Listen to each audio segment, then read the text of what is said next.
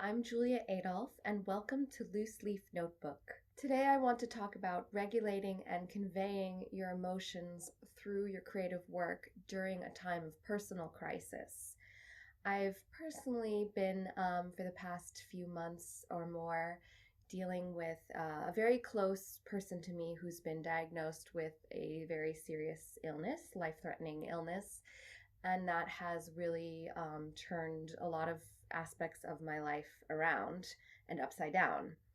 So I have been learning how to channel my emotions and just parse through my emotions while I'm writing. In other words, I'm not the kind of composer or person really who can just turn off how I'm feeling in order to get writing done or to get any work done.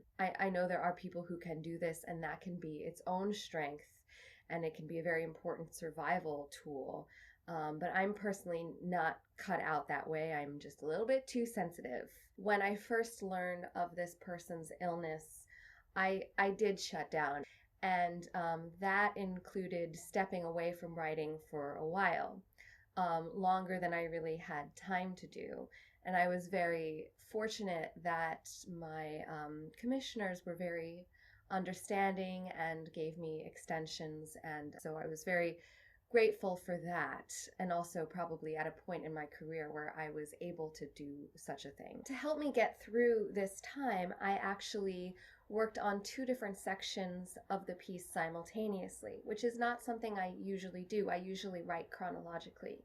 But one section of the piece was more light and fantastical and joyful, and the other was darker and more turbulent. Because I was in such a volatile emotional place, in order to sit down to write, I really needed the option of what kind of music I felt like writing.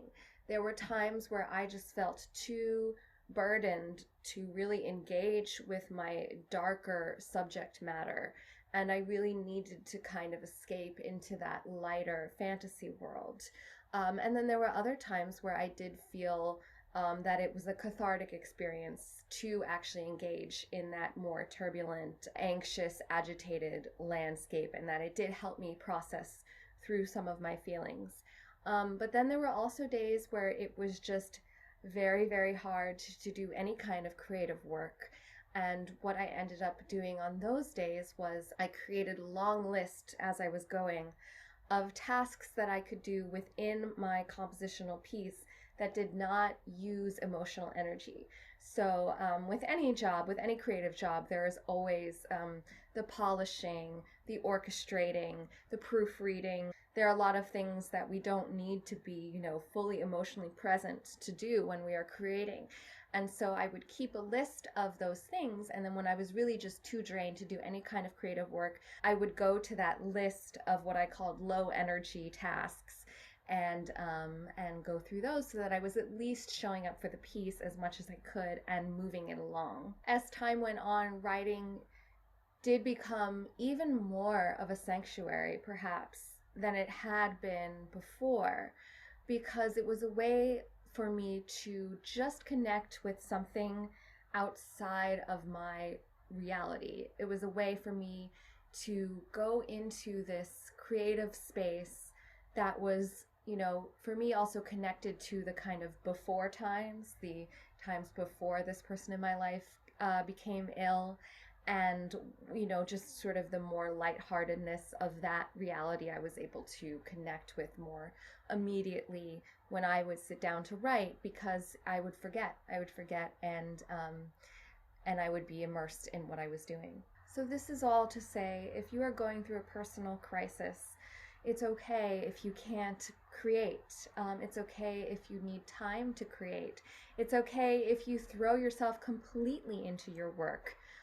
Some people really need work and need the routine of work to feel safe, and that can be a really beneficial thing. There is a myth that great artists can create under any circumstances, and I just don't believe this is true. Every person and every situation is different, and sometimes it takes time. And lastly, we don't always have to respond to a crisis through art. There are so many ways to engage with personal and societal crises that don't involve art. I know sometimes people feel a need to reflect and respond through their art to a crisis that is maybe beyond their own personal experience. And I just think it's important, at least for me, to remember that my experience is enough. My ability to feel the depths of my own feelings is enough for my art. I don't need to access the greatest suffering of all time, whatever that might be, in order to be a real artist.